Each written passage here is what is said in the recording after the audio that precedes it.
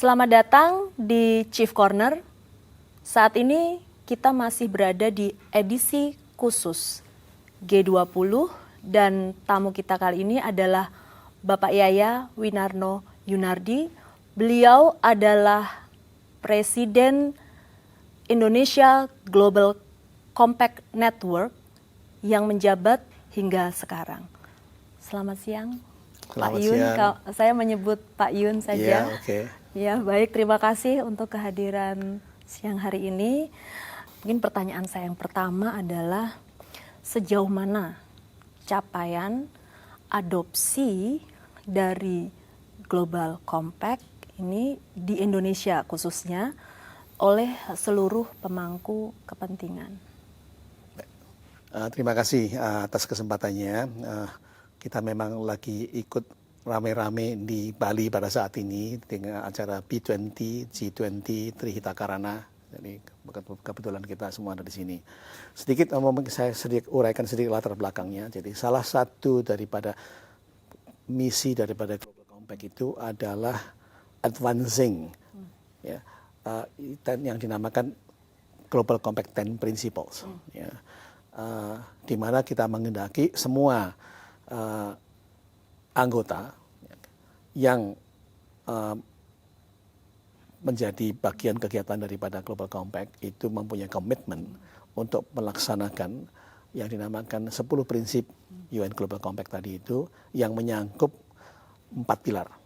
Satu adalah pilar mengenai penghargaan terhadap HAM, kedua adalah terhadap tenaga kerja, ketiga adalah mengenai lingkungan, dan keempat adalah anti korupsi. Ya. Jadi 10 tapi 4 pilar ini. Ya. Jadi oleh karena itu adalah keinginan kita dan misi kita itu adalah semua kegiatan dalam bisnis untuk menjadi satu yang saya namakan being responsible business, bisnis yang bertanggung jawab, itu kita ingin mereka melaksanakan 4 pilar tadi itu. Nah, 4 pilar tadi ini kalau kita kaitkan dengan Sustainable Development Goals yang juga munculnya pada tahun 2015, itu kira-kira menjadi seperti ini. The 10 Principles itu menjadi fundamental. Seorang bisnis, perusahaan itu perlu melakukan bahwa penghormatan terhadap HAM itu ya fundamental. Ya. Melakukan satu kegiatan sesuai dengan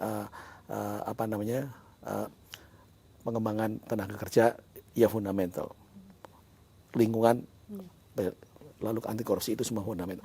Nah, 17 SDG itu menyangkut kepada 1, 2, 3 itu dari masalah kemiskinan, kelaparan, kesehatan, air dan seterusnya. Itu bisa saya lihatnya sebagai satu pengembangan daripada 10 prinsip tadi itu, di mana perusahaan mempunyai tanggung jawab untuk ikut melaksanakan pencapaian SDG itu melalui sesuai dengan strategi dan industrinya masing-masing, bisa berbeda-beda.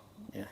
Nah, jadi oleh karena itu yang kita katakan sekarang adalah kita menghendaki dunia usaha itu, kita menghimbau mainstream into 10 Global Compact Principles sebagai fundamental principles.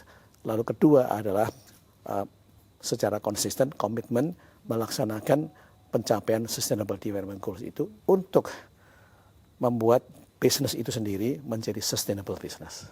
Ya.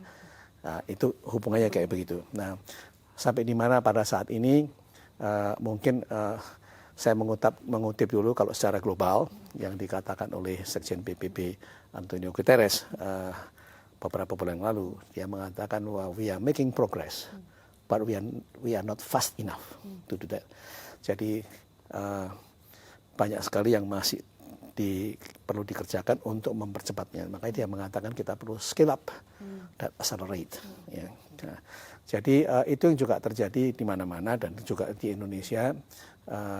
Banyak sekali bisnis yang sudah mempunyai komitmen yang jelas dan target yang jelas. Ya. Sebagai yang dinamakan the 2030 targets. Ya.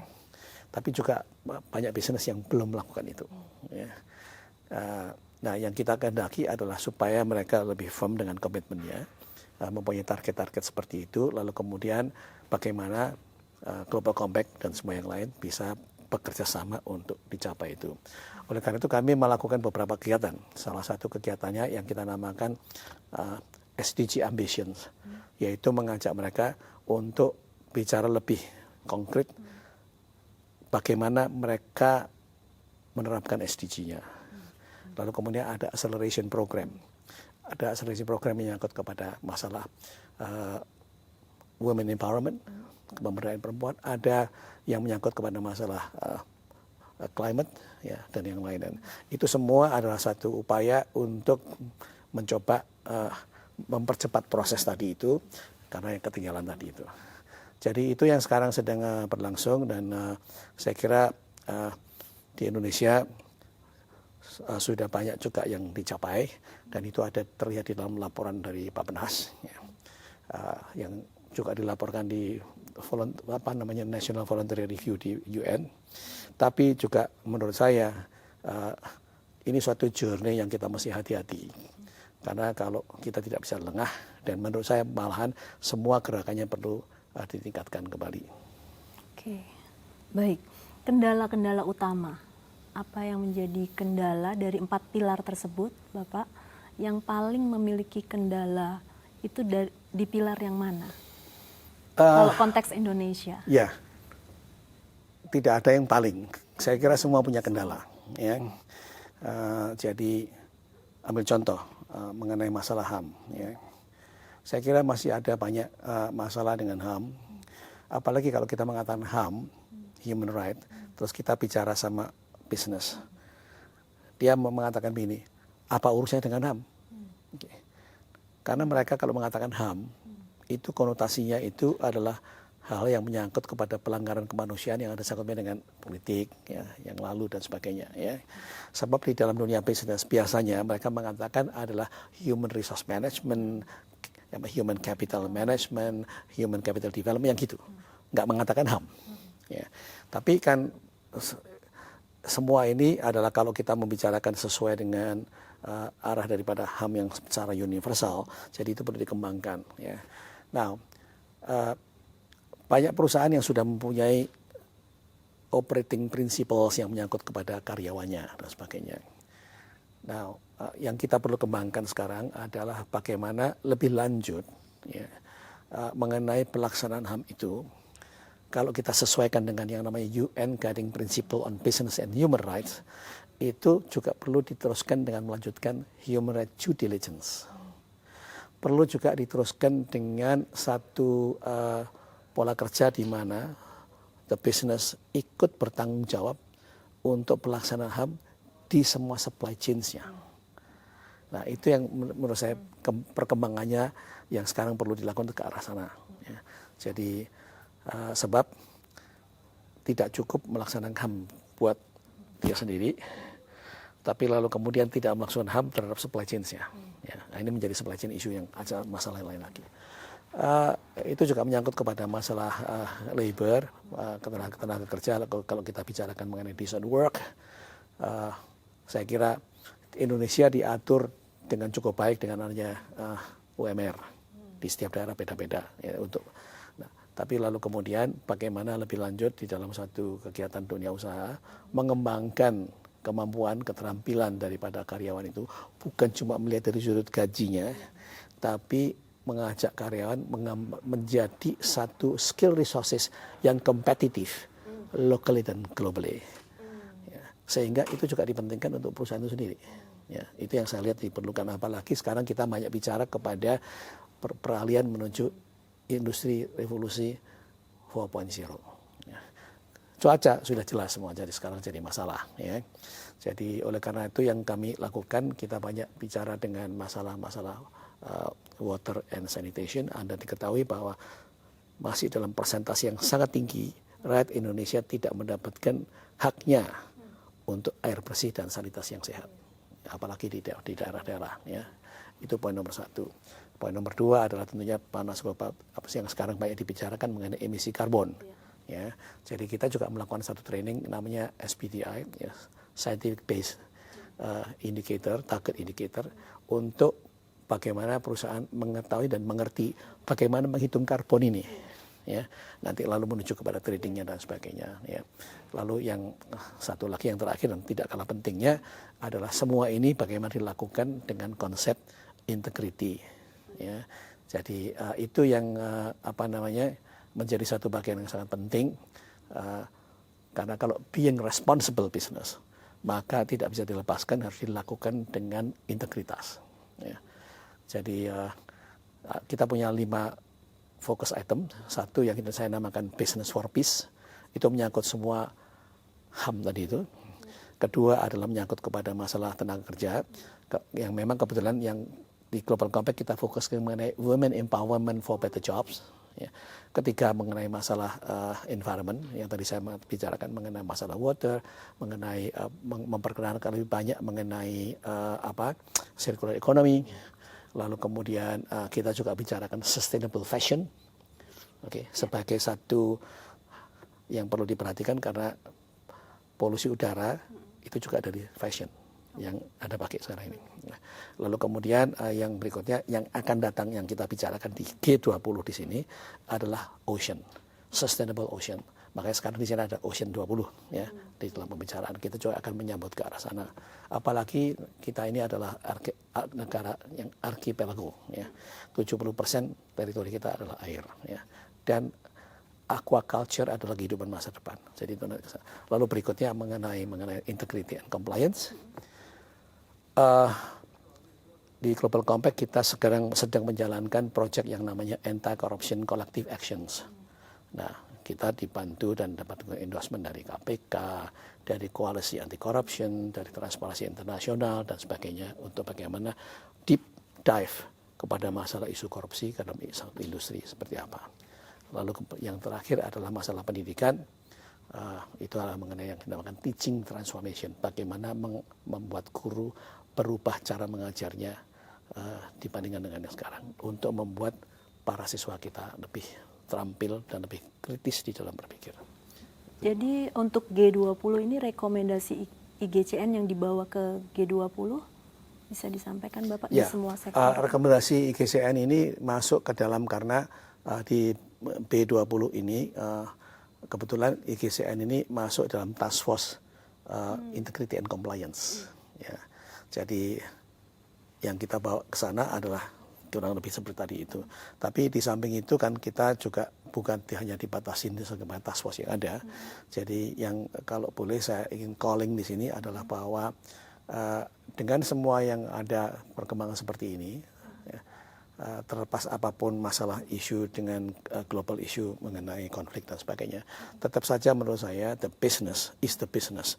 Yang dia butuhkan adalah dia manuver di semua ketidakpastian di dalam global ini untuk dia sustain. Ya. Jadi oleh karena itu bukan karena undang-undang atau bukan karena perintah siapa dipaksa siapa, sebagai seorang bisnis dengan semua dinamika yang tidak pasti, tetap saja saya harus memikirkan bagaimana sustaining the business. Oleh karena itu kalau kita bicarakan sustainability banyak transformasi di dalam cara menangani bisnis untuk mereka tetap bisa berkembang. Oke. Terkait bisnis di beberapa forum Bapak menyampaikan bahwa ada kesalahpahaman terkait dengan sustainability dan CSR. Bagaimana Bapak menjelaskan itu mungkin biar lebih jelas? Saya ini juga sudah bertahun-tahun sebagai aktivis CSR. Ya. Sebelum kita bicarakan mengenai SDG, kita masih MDG dulu dan sebagainya. Jadi kita juga bicarakan CSR. Ya, banyak sekali kegiatan kita pakai nama CSR. Lalu belakangan kegiatan yang sama dikasih nama sustainability. Ya, CSR dan sustainability itu sesuatu yang berbeda. Ya. Jadi ini saya menggunakan istilah saya yang sama. Yaitu dulu kita sering mengatakan, dan saya waktu masih aktif di tempat perusahaan, giving back to the society. Ya. Giving back to the society itu artinya gini, saya punya untung, sebagian saya berikan ke sana. Ya. Whatever it is, ya. Apakah itu kepada kesehatan, apakah itu melakukan kepada siswa, kita memberikan beasiswa, apapun. Ya. Sustainability itu menyangkut bagaimana Anda, kita semua, menerapkan di dalam strategic plan-nya, oke, sesuai dengan industrinya, untuk bisa mentransformasikan diri menjadi satu strategi yang sustain. Ya. Jadi kalau kita bicara sustainability, itu menyangkut kepada the core business, apa yang mesti ditransform, tetap survive, kompetitif, growing, ya, sehingga sustain. Dengan melakukan kegiatan menyeimbangkan antara, memperhatikan masalah keseimbangan antara ekonomi, alam, dan masyarakat. Ya. Sustainable development itu kan 3 unsur itu. CSR itu tidak terlalu banyak hubungan dengan ini. Gitu. Hari ini saya memutuskan untuk memberi sumbangan kepada panti jompo. Ya. Dan itu sesuatu kegiatan yang mulia. Tapi nggak ada hubungan dengan sustainability-nya. Ya. Nah, ini yang perlu dibedakan oleh perusahaan. Jadi silakan melakukan suatu kegiatan yang dinamakan CSR ini. Okay. Tapi sustainability itu menjadi satu bagian yang sangat strategik di dalam kegiatan bisnisnya. Oleh karena itu kita selalu mengatakan bahwa yang perlu dilakukan adalah membuat satu prioritas mengenai SDG di mana dan bagaimana target SDG ini diintegrasikan dengan bisnis strateginya. Ya. Nah, itu menjadi lebih strategik. Ya. Nah, CSR nggak ada urusannya nih ya. CSR ya ada bencana kita bantu, itu CSR. Ya. Nah, jadi itu semua pekerjaan itu pekerjaan mulia lah. Ya, dukungannya mulia. Hanya itu tidak bisa langsung dilihat sebagai suatu yang strategik. Ya. Jadi, nah kalau kita sudah bicarakan strategik, kembali lagi kepada bagaimana tetap meneruskan melakukan suatu kegiatan yang being responsible, yang bertanggung jawab, yang memenuhi 4 pilar tadi itu. Gitu.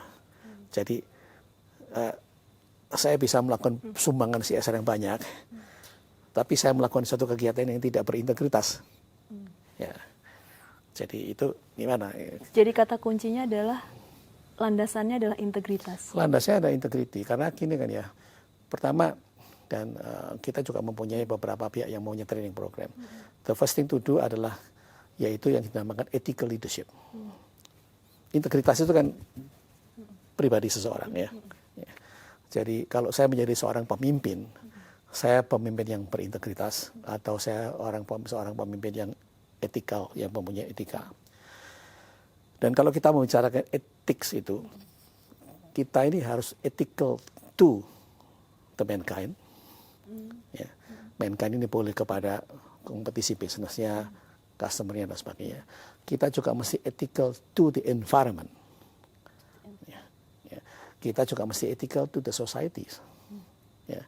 Kembali lagi kepada 3 unsur sustainable development itu. Nah, kalau sekarang ini itu menjadi the value daripada nilai-nilai daripada perusahaan, oke, saya sebagai pemimpin mengembangkan satu sistem nilai perusahaan yang menganut dan komited kepada suatu prinsip yang berintegritas, ditambah yang lain-lain lah ya. Maka ini harus turun ke bawah, menjadi bagian daripada bisnis proses yang juga berintegritas. Ini menjadi satu bagian upaya di mana seluruh karyawan juga di dalam melakukan kegiatan bisnisnya melalui konsep-konsep yang berintegritas. Nah, maka kita menjadi satu perusahaan yang mempunyai integritas secara keseluruhan. Jadi mulai dari values, mulai dari komitmen dari para atas, lalu turun ke bawah semuanya. Ya.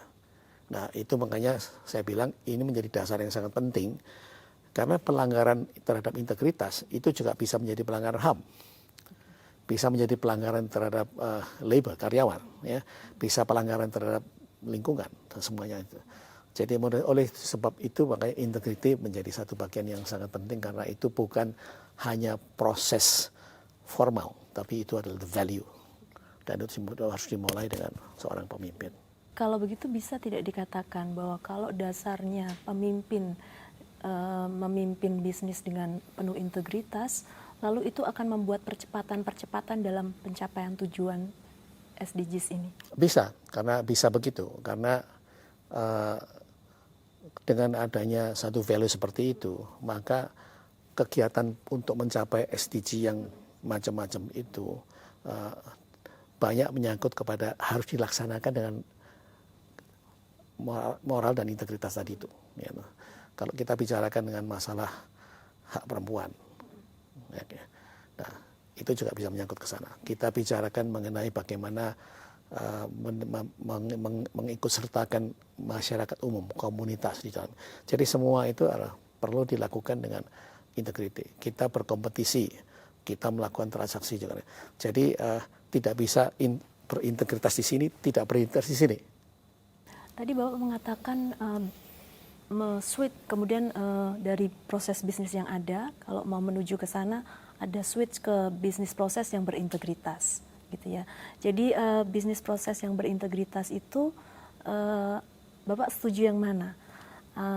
Kita membangun bisnis proses yang berintegritas terlebih dahulu, kemudian memaksa orang yang terlibat di dalamnya itu otomatis berintegritas di dalam bisnis, atau dari personnya, mulai dari person untuk membangun bisnis yang berintegritas? Itu kalau menurut saya, yang penting adalah nomor satu adalah apakah korporasi itu baru dikembangkan atau sudah berjalan. Kita memastikan bahwa dunia usaha ini sebenarnya juga berlaku buat organisasi ya, buat NGO juga ya, yaitu menetapkan the values ya. Dan saya pikir sih nggak ada perusahaan yang mengatakan value saya tidak punya integritas, nggak ada lah. Ya, semua selalu ada integritas, lalu ada yang namanya excellence, ada yang dinamakan being kompetitif, apapun lah, banyak sekali value di situ. Ya. Masalahnya adalah, jadi oleh karena itu ketetapan itu ada. Ya. Hanya kemudian masalahnya adalah itu menjadi satu prinsip yang menjadi living by, menjadi kehidupan realnya di dalam perusahaan itu apa tidak. Ya. Jadi ini bukan dokumen, tapi ini adalah sesuatu yang menjadi budaya kerja di dalam perusahaan itu. Nah, jujur kayak beginian ini tidak mudah dilakukan, harus ada suatu proses yang terus-menerus, harus ada satu perilaku yang menjadi role model daripada atasannya, harus berani berhadapan dengan situasi di mana untuk melaksanakannya juga ada tantangan-tantangan. Ya. Harus ada satu training program yang terus-menerus sehingga itu menjadi satu budaya kerja. Ya. Jadi tidak bisa kita kadang bikin hari ini ada kelas. Kita mulai mesti dengan suatu kegiatan bisnis yang berintegritas. Maksudnya ada 1, 2, 3. Lalu semua besok sudah beres. Enggak. Ya, itu berlaku buat value yang lain, bukan hanya integritas, tapi yang lain being excellence. Maksudnya apa? Gimana kita menjadi excellence? Ya, jadi itu semua. Jadi oleh karena itu proses di dalam satu kegiatan bisnis ini, di samping ada proses yang menyangkut kepada masalah pengembangan produk dan sebagainya, itu juga adalah masalah human capital itu penting. Ambil contoh tadi saya sebutkan produk. Bagaimana mengembangkan produk yang berintegritas? Misalnya kalau menyangkut kepada masalah isu HAM, ya. Ambil contoh itu produk untuk mainan anak-anak. Maka harus dihindarkan membuat kotak-kotak mainan menggunakan zat-zat warna yang beracun atau yang tajam, karena anak-anak itu punya menjilat dan sebagainya. Ya. Nah, itu satu perhatian bagaimana mengembangkan satu produk yang misalnya friendly buat anak-anak, tapi juga memenuhi syarat-syarat yang tidak mencelakakan anak itu sendiri.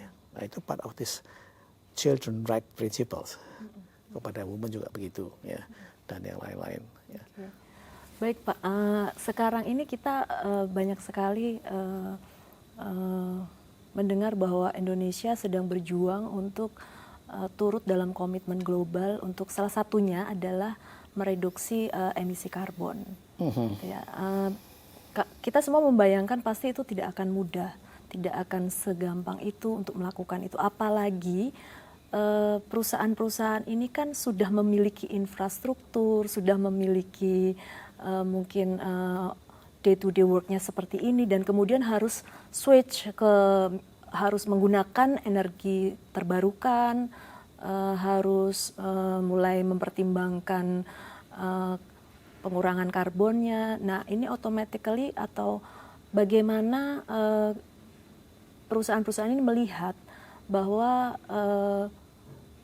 switchingnya itu tuh akan mengambil waktu yang akan lama, sementara ada target-target yang ditetapkan oleh global untuk misalnya tahun 2030 kita sudah mencapai ke sana gitu. Nah, menurut pandangan Bapak bagaimana? Oke, sangat menarik dan ini kompleks sebetulnya ya. Tapi kompleks ini juga tidak berarti bahwa kita harus serius. Karena kan saya pun dulu kita punya kebutuhan, bukan kebutuhan, keharusan. Oke, sesuai dengan semua studi secara teknikal yang ada. Pemanasan global ini tidak boleh naik lebih dari 1,5 derajat. Ya. Paling sip gitu. Ada sebutkan 2 derajat. Karena apa? Perubahan cuaca menjadi 1,5 derajat itu seperti yang sekarang kita lihat nih. Oke. Iklim tidak tentu lagi. Suatu pihak banjir, longsor, lalu kemudian kekeringan. Itu sudah mulai dampak laut yang naik. Yang lebih berbahaya lagi adalah pemanasan global ini mempunyai pengaruh terhadap kecepatan pemusnahan biota laut, darat dan sebagainya. Jadi sekarang itu setiap tahun terjadi pemusnahan spesies binatang-binatang. Ya. Termasuk bukan hanya termasuk misalnya plastik chip yang masuk ke laut dimakan sama ikan terus kita yang makan ya. Jadi yang harus bayangkan adalah pemusnahan biota atau kehidupan binatang ini apakah laut atau darat mempunyai pengaruh yang sangat besar terhadap pangan. Ya. Kalau kita tidak terjadi keseimbangan di dalam perkebunan atau pertanaman karena ada pengaruhnya binatang di situ dan binatangnya mati, lalu produksi ini terganggu. Ya. Kalau produksi terganggu, keseimbangan alam terganggu, ya masuk ke dalam satu global disaster yang akan berpengaruh kepada kehidupan kita juga. Nah, itu poin kenapa menjadi sangat penting. Ya. Nah, hampir semua negara di dunia ini, yang satu saya akan capai net zero tahun 2000, ada yang 2030 mengatakan 2030, 35, 40, sampai 50, sampai 60. Ya. Jadi kalau saya lihat daftarnya di situ, enggak semua negara sekarang ini mengatakan saya dengan net zero tahun 30. Ya. Tantangannya memang banyak. Tapi masalahnya yang tadi dikatakan oleh Pak Guterres tadi Sekjen PBB, we are behind the schedule, we need to make it faster. Ya, we need more innovation. Nah, itu memang yang seharusnya calling yang kita perlukan untuk bisa dilaksanakan secepat-cepatnya. Ya. Apakah kalau lebih dari 2030 itu menjadi terlambat dan dampaknya sudah sangat merusak lingkungan dan ya, kalau ada satu daerah atau satu lingkungan yang satu negara yang tidak punya komitmen atau karena satu dan lain hal dia tidak bisa melakukan dengan baik, ya sebetulnya yang rugi ya tempat itu sendiri ya, negara itu sendiri lah ya. Jadi kita optimis saja bahwa semua kegiatan ini seharusnya bisa dicapai 2030 dan itu kumpulan dari seluruh negara secara global, yaitu mungkin Indonesia sampai di sini, ada yang sudah sampai di sini, yang lain sampai di sini. Oke, ada negara-negara di daerah Eropa yang sudah lebih dahulu mempunyai satu program untuk transisi energinya. Ya, ada yang belum. Oke. Nah itu memang variasinya akan sangat banyak. Jadi oleh karena itu menurut saya, jadi SDG ini satu yang kompleks. Tapi sesuatu yang memang harus kita lakukan. Dan hanya satu cara untuk melakukannya itu, yaitu gotong royong. Gotong royong. Ya, gotong royong baik dalam undang finance, karena semua ini membutuhkan triliunan dolar untuk bisa dilakukan. Oke, oleh karena itu salah satu dari program dari G20 sekarang ini dan B20 adalah membicarakan mengenai blended finance. Ya, bagaimana kita mengakumulasi atau menggerakkan, memobilisasi dana yang bisa dipakai untuk bisa secepat-cepatnya menerapkan SDG ini. Ya. Dengan catatan bahwa semua infrastrukturnya siap, maksudnya dana itu bisa terimplementasi dengan Dana itu dibutuhkan untuk mempercepat infrastruktur juga. Iya, tapi kontrol juga diperlukan. Oh ya, sudah tentu kontrol diperlukan ya. Jadi ini dana kan bukan gratisan juga ya. Tapi, nah kan macam-macam. Oke, kemarin juga mulai dibicarakan mengenai masalah blue carbon sama green. Ya, jadi sekarang laut menjadi pembicaraan. Saya kira di dalam B20 G20 ini kemarin mulai membicarakan mengenai masalah Ocean 20 ya. Oke, karena kita juga mulai melihat nih masalah laut ini menjadi satu yang sangat penting ya. Jadi nah oleh karena itu muncul yang namanya blended finance, bahkan lalu muncul yang namanya blue programs ya. Itu karena di samping masalah darat kita laut, dan saya kira sangat tepat sekali dan sangat strategik karena kita ini kan negara kepulauan Nusantara ini. Laut kita ini menurut saya adalah sumber kehidupan masa depan. Ya. Nah, jadi kita belum banyak melakukan hal yang ada sangkutnya dengan masalah laut. Nanti kepada masalah mengatasi polusi di laut, lalu kemudian aquaculture, lalu kemudian logistics dan sebagainya dan sebagainya. Jadi banyak kita di dunia sea, di dunia lautan juga terjadi pelanggaran HAM juga loh. Ya kan? Saya kira banyak berita yang menyangkut bagaimana kru-kru kita juga dilakukan semena-mena. Ya, jadi di semua tempat di situ akan ada 10 prinsip Global Compact yang mesti dilakukan. Iya betul-betul. Lalu komitmen apa yang ingin diperoleh dari corporate, Pak, terkait dengan tadi Bapak mengatakan gotong royong. Kita mesti gotong royong untuk melakukan hal ini. Ya. Komitmen apa itu, Oke. Pak? Yang... Pertama gini, ada SDG 16 dan 17. Ya. Jadi SDG, saya mengutip daripada Trihita Karana di sini ya, SDG 1 sampai 10 itu semua menyangkut kepada masalah human. Dari miskin, kelaparan, kesehatan, pendidikan, air, job, ya semua itu human. Oke. Sebenarnya gampang kok menghafalkan SDG 17 itu gampang. Oke. Itu aja urutannya. Lalu kemudian 11 sampai dengan 15 itu ekologi. Production, climate, life on the water, life on land dan sebagainya itu. Lalu 16, 17 itu menyangkut barangkali kalau saya istilahnya dari cerita itu adalah the spiritual things. Di dalamnya di situ itu ya, karena kalau kita bicarakan SDG 16 itu human right ada di sana. Ya. The strong institution ada di sana. Ya, nggak ada perkataan gotong royongnya sih, oke. Tapi itu lalu kemudian tanggal 17 itu adalah the partnership, ya, local and global partnerships. Itu gotong royong. Karena saya kira disadari bahwa tidak bisa, tidak cukup negara yang berperan saja, harus kepada dunia bisnis. Tidak cukup dunia bisnis masing-masing, maka oleh karena itu semuanya harus berperan jadi satu di dalam satu global partnerships. Oke, nah kembali kepada filosofi kita yang paling prinsip. Mari kita gotong royong semuanya, gitu.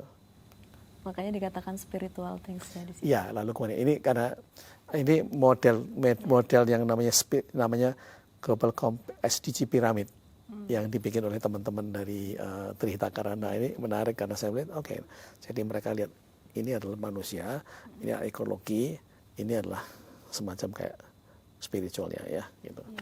Itu memang mereka menggunakan istilah Trihita Karana juga begitu kelihatannya ya. Karena Trihita Karana itu juga sama. Berarti harus di sini adalah mengenai masalah hubungan kita dengan Tuhan, lalu kemudian dengan alam, dengan manusia, ya kan? Kalau di Trihita Karana kan begitu. Ya. Berarti memang dimulai dari yang spiritual itu tadi dulu ya Pak ya. Itu sebagai dasar. Nah, integriti ada di situ. Iya, iya. Ya.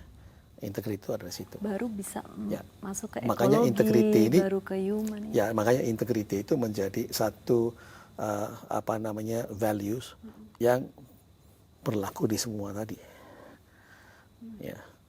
Ya, kita tidak bisa integriti saja dengan produksi, tapi tidak punya integriti terhadap komunitas misalnya. Ya. Oke, berarti integriti itu sesuatu yang utuh. Utuh, karena begini, SDG itu juga holistik. Ya, menurut saya SDG ini merupakan produk PBB yang paling strategis pada masa seperti sekarang ini. Karena itu holistik, ya. Kegiatan PBB yang lain ada mengenai pengungsian lah, ada mengenai perempuan lah, tapi ini semua jadi satu. Jadi tidak bisa kita melakukan, oh saya mau SDG 4, oke, saya mau SDG 8. SDG 8 membutuhkan tenaga yang lebih terampil lagi yang ada di SDG 4. Lalu kemudian satu perusahaan yang sehat perlukan orang-orang yang sehat, ada SDG 3. Jadi semua itu interconnected dalam satu network SDG itu. Ya. Bapak, kalau kita tadi melihat ada percepatan, ada industri yang cepat, ada industri yang mungkin lebih lambat begitu, apakah kemudian industri yang lebih lambat itu merasakan bahwa target-target ini adalah pressure atau tekanan agar mereka bisa tetap survive di bisnis ini? Sebagai contoh, sekarang hampir semua perusahaan sekarang sedang mengembangkan menyusun ESG reporting. Nah, bagaimana Bapak mengelaborasi Global Compact ini ke ESG reporting? Ya, oke. Jadi kalau di Global Compact semua anggota kita itu punya suatu kewajiban untuk membuat suatu laporan yang dinamakan COP, ya, Communication on Progress. Ya. Karena apa? Karena kita ingin kalau Anda menjadi anggota, ya Anda punya komitmen. Dan untuk punya komitmen, tolonglah dilaporkan secara transparan ada di mana progresnya. Ya. Nah, di sini masuk kepada membuat laporan yang berintegritas, tapi juga accountable, ya, dan transparan. Ya. Jadi itu sebabnya kita mempromosikan ke situ. Ya. Jadi sekarang ini banyak dorongan memang untuk membuat laporan seperti OJK sudah memulai, dan saya kira itu akan ada pressure lebih banyak lagi menurut saya, dan saya kira itu baik. Hanya kan memang lalu kemudian nggak gampang untuk dilakukan oleh SMI, ya. Itu perlu kita sadari juga, ya. Perusahaan yang besar punya orang, punya tools, punya segala macam, ya sih seperti apa. Oke lah, kita mulai dulu yang sana lah, ya. Kita mulai dulu dengan yang perusahaan besar, kita mulai dulu dengan yang public company, PTPK dan sebagainya. Tapi itu memang lalu mengarah ke sana karena supaya kita mulai mengerti bahwa selama ini kan kalau kita mengukur perusahaan itu kan dari keuangan.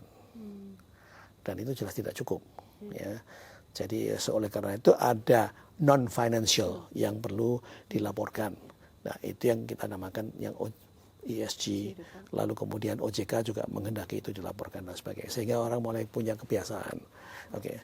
Apa hubungannya dengan saya pakai listrik berapa watt dengan laporan keuangan? Saya kan gitu itu, ya. Tapi kalau kita lihat dari sudut positifnya, program untuk ESG itu justru dipakai untuk membantu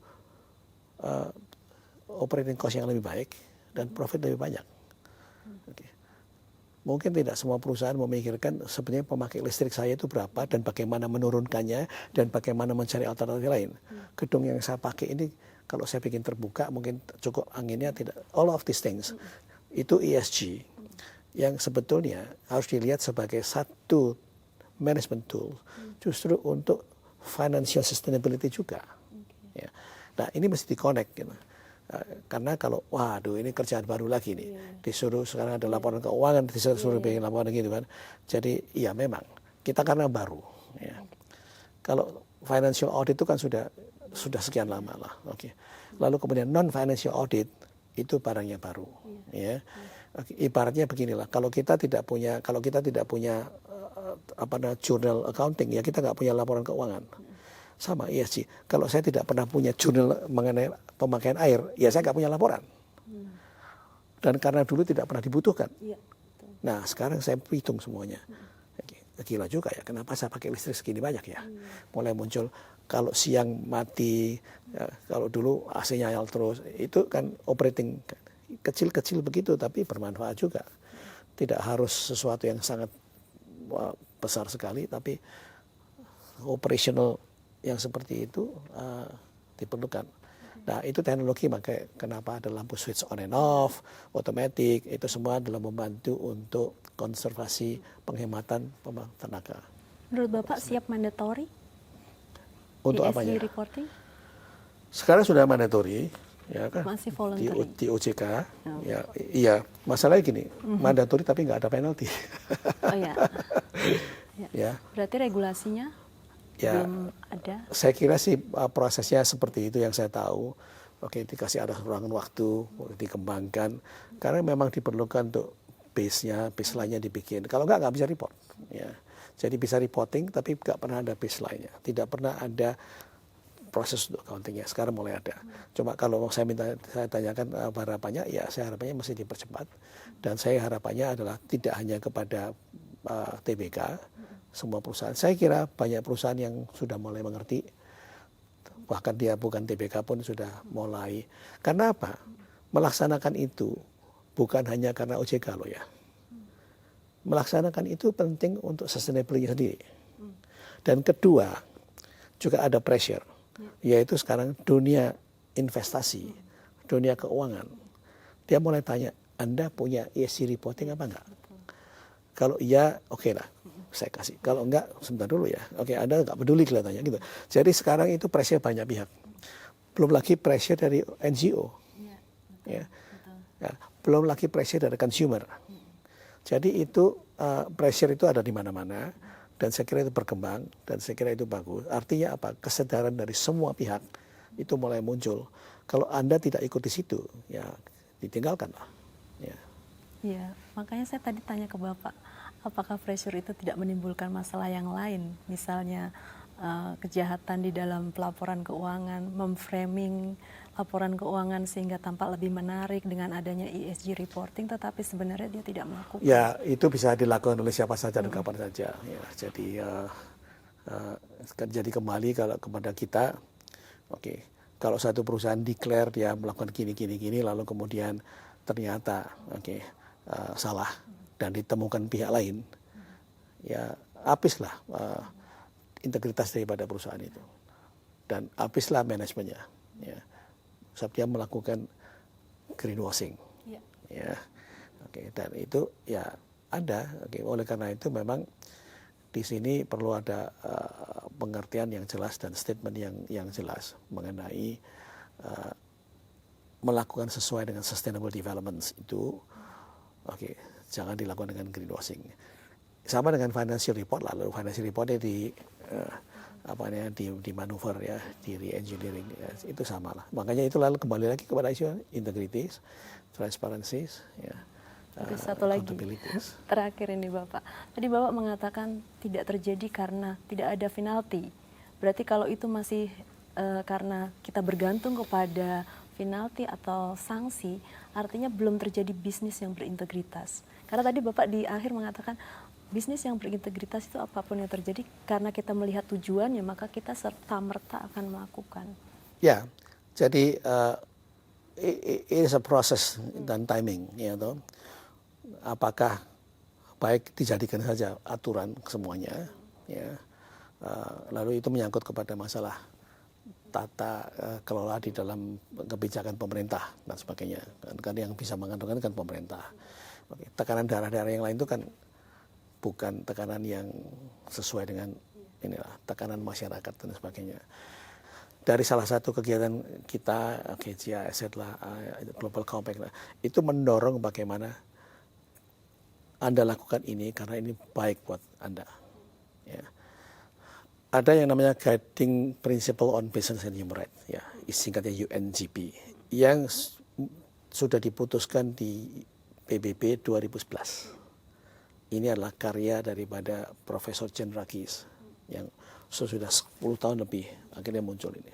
Diratifikasi semua negara. Ya. Tahun lalu Uni Eropa membuat satu parliamentary directive yang menghendaki negara-negara European Union mesti melaksanakan due diligence untuk human rights sebagai mandatory. Ya. Artinya gini, artinya kalau itu, lalu kemudian mulai beberapa negara, saya tahu kalau nggak salah Jerman sudah parlemennya juga mulai lakukan, lalu Belanda dan sebagainya. Jadi lalu dibawa ke negara-negara lalu membuat keputusan. Ya.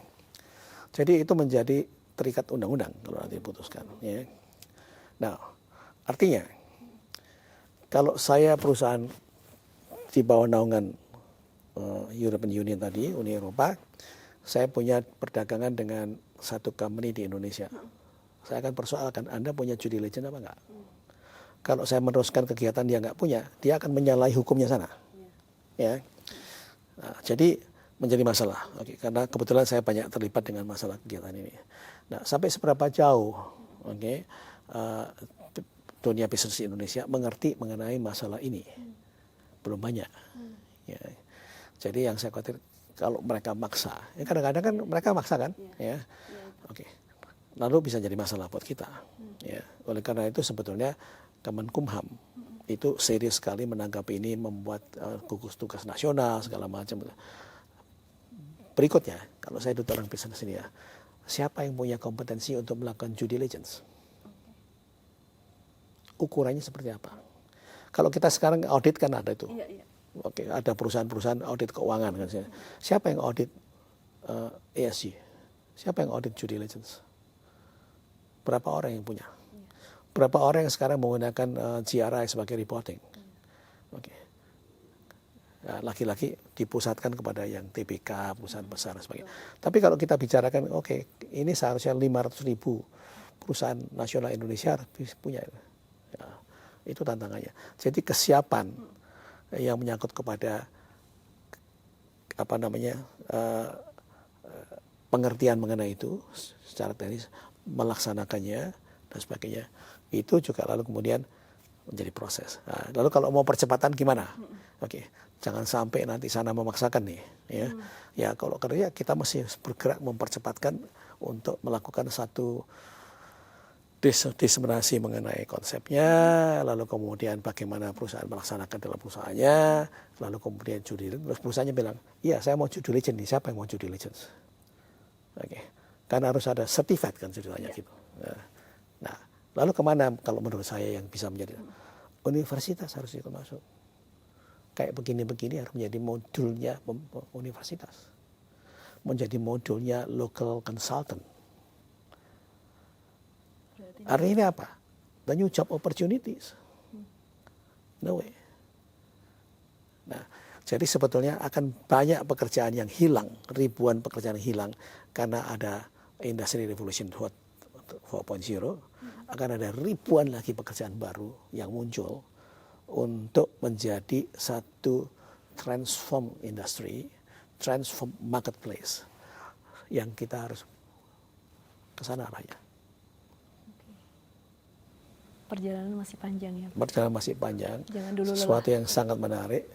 Oke, ini yang menurut saya kita semua menjadi bergerak untuk hidup dan. Iya, mungkin bisa Bapak closing statement apa yang ingin Bapak sampaikan terkait dengan hal yang kita hadapi dengan perjalanan panjang, tantangan yang begitu besar, dan apa yang harus kita lakukan.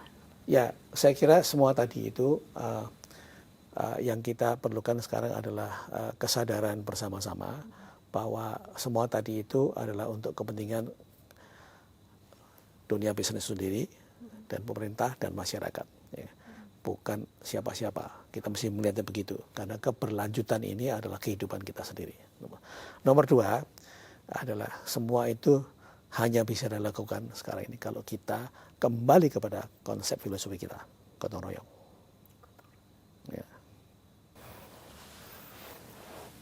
Perjalanan masih sangat panjang, tantangan begitu besar.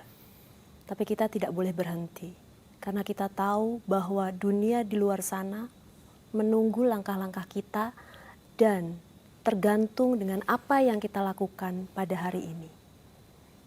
Bisnis yang berintegritas adalah jawaban dari percepatan-percepatan menuju ke tujuan. dan ego sektoral harus kita kesampingkan terlebih dahulu.